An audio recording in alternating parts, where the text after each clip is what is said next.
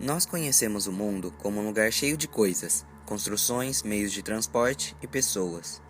Em volta de todos os objetos que fazem parte do nosso cotidiano, existe um componente não muito conhecido, o espaço, onde todos esses objetos existem.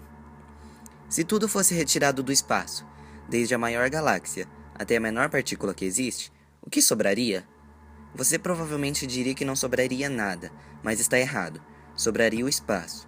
Esse espaço é alguma coisa, algo com características ocultas, tão reais quanto os dos objetos do nosso dia a dia. Ele é tão real que o espaço vazio em si ajuda a moldar tudo no mundo à nossa volta e forma o próprio tecido dos cosmos. Para Newton, um cientista inglês mais reconhecido como físico e matemático, cuja obra é considerada uma das mais influentes na história da ciência, o espaço era como um palco vazio, pois ele entendia que o espaço não interferia nas ações e as ações não interferiam no espaço. Ou seja, esse palco não mudava, era simplesmente onde os fenômenos aconteciam. Esse entendimento sobre o espaço foi considerado um sucesso por 200 anos. Mas esse palco vazio foi colocado à prova quando o jovem funcionário de um escritório de patentes de Berna, na Suíça, chamado Albert Einstein, publicou um artigo que revolucionou a física e a ciência. Suas descobertas mudaram o modo de ver o mundo e introduziram fatores que alternaram o curso da história. Seu artigo, que tratava da eletrodinâmica dos corpos em movimento, ficou conhecido como a teoria da relatividade especial. Uma das principais suposições dessa teoria afirma que a velocidade da luz no vácuo é igual para todos os sistemas de referência inerciais, sendo a máxima velocidade possível. Ela não depende nem da velocidade do emissor, nem da velocidade do receptor do sinal luminoso. No nosso dia a dia, o fato de um movimento ser relativo é muito fácil de perceber. No movimento de uma bicicleta, por exemplo, para um observador sentado na calçada, o ciclista e a bicicleta estão em movimento. Porém, para o ciclista, a bicicleta está em repouso e é o observador que está em movimento. Imagine agora que o objeto em movimento seja um carro andando quase à velocidade da luz. O que mudaria? Sabendo que a velocidade é uma medida do espaço que um objeto percorre no decorrer do tempo, Einstein propôs uma ideia incrível. O espaço e o tempo poderiam trabalhar juntos, se ajustando constantemente na medida certa, para que a velocidade da luz seja aproximadamente 1 bilhão e 80 milhões de quilômetros por hora.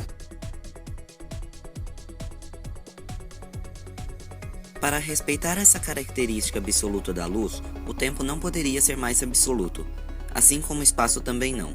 Ambos precisariam ser relativos, de forma que um influencie o outro. A ideia de que o espaço e o tempo são relativos só é estranha porque não nos movemos rápido o suficiente no dia a dia para perceber isso. Mas se o carro, por exemplo, pudesse correr a uma velocidade próxima da luz, os efeitos não estariam mais ocultos. Por exemplo, se você estivesse numa esquina e um carro andando quase na velocidade da luz passasse por você, você veria o espaço se ajustando e ia parecer que o carro só tem alguns centímetros.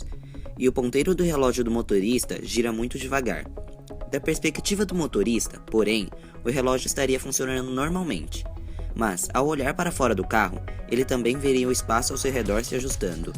Tudo para manter a velocidade da luz constante. Para Einstein, portanto, o tempo e o espaço não são absolutos. Eles se alteram para formar uma única entidade que veio a se chamar do espaço-tempo.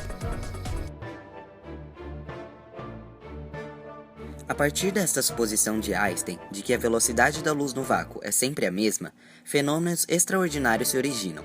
Por exemplo, quanto mais rápido você viaja, mais devagar o tempo passa para você do que para uma pessoa que está em repouso. Você não nota isso porque não é apenas o seu relógio que fica mais devagar. Tudo ao seu redor fica, incluindo o seu ritmo de pensamento. Isso nos leva a um famoso paradoxo, o paradoxo dos gêmeos. Vamos pegar um par de gêmeos, nascidos na mesma época, têm a mesma idade. Agora, vamos enviar um deles para uma viagem em que se alcance 99,9% da velocidade da luz. Como podemos comparar seus ritmos de envelhecimento?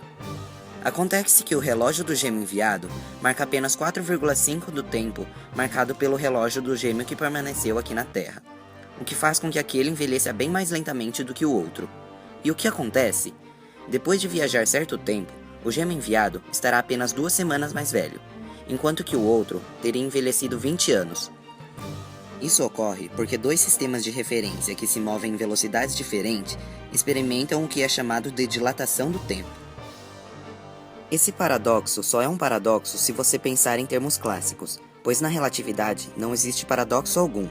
É uma característica fundamental do que acontece, onde tudo que você faz é presumir que a velocidade da luz é a mesma para todo mundo e que as leis da física permanecem constantes. A relatividade pode não ser um assunto muito comum no dia a dia, mas ela faz parte do nosso cotidiano, já que, a partir do século XX, essa teoria foi responsável por quebrar o paradigma do mundo newtoniano, abrindo portas para o desenvolvimento de novas teorias em praticamente todos os ramos da ciência, como por exemplo o estudo da física quântica e, por sua vez, o desenvolvimento da eletrônica.